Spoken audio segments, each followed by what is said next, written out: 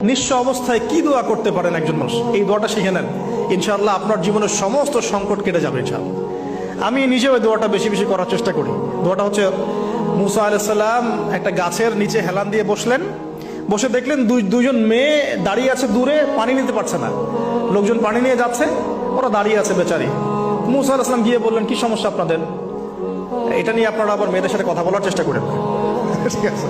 তো মাহারাম গায়রা মাহারাম মেনে চলে। তারা বললেন যে আমাদের বাবা অনেক বৃদ্ধ মানুষ, আমরা পানি নিতে পারি না যতক্ষণ না আমাদের কম পানি নিয়ে চলে যায়। মুসা আলাইহিস সালাম তো একটু বললাম না, ফিজিক্যালি খুব স্ট্রং ছিলেন, থাকে না বডি বিল্ডার, সামনে গিয়ে কথা বলে সরো পানি নিতে দাও, তখন মানুষ একটু মূল্যায়ন করে না। তো মুসা আলাইহিস সালাম এভাবে পানি নিয়ে দিলেন এবং বাছুরদেরকে পানি পান করালেন, করিয়ে গাছের নিচে এসে বসে আছেন। বসে বসে তিনি দোয়া করছেন, এই যে দোয়াটা তিনি দোয়া করছেন, রব্বি, একটা নেক কাজ করলেন, নেক কাজ করলেন না, মানুষের উপকার করলেন, নেক কাজ করে এসে গাছের নিচে বসে দোয়া করছেন, আল্লাহ এখানে তো আমার খাবার পানি বাসস্থান কিছুই নাই, আমি কি করব?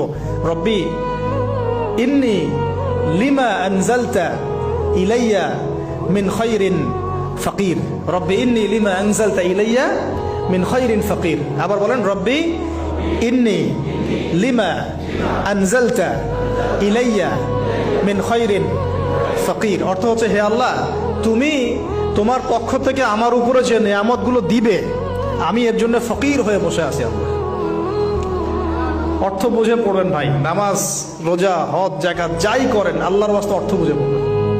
অর্থ বুঝে পড়লে আপনার ইবাদতের স্বাদ পাবেন, তৃপ্তি পাবেন, আল্লাহর সাথে কানেকশন হবে, আল্লাহর নূর পাবেন, মাআরিফত পাবেন, সত্য স্বপ্নও দেখবেন তখন ইনশাআল্লাহ। তখন শুয়ে সত্য স্বপ্ন দেখবেন ইনশাআল্লাহ। আল্লাহ পাক তৌফিক দান করবেন। এবার আল্লাহ পাকের সাহায্য নেমে আসলো, ওই দুই মেয়ের মধ্যে একজন হেঁটে হেঁটে চলে আসে। এবার এই মেয়ের হাঁটা সম্পর্কেও কোরআন কথা বলেছে, সুবহানাল্লাহ। এই মেয়ে কিভাবে হেঁটে এসেছে এই হাঁটার বর্ণনাও কোরআন দিয়েছে।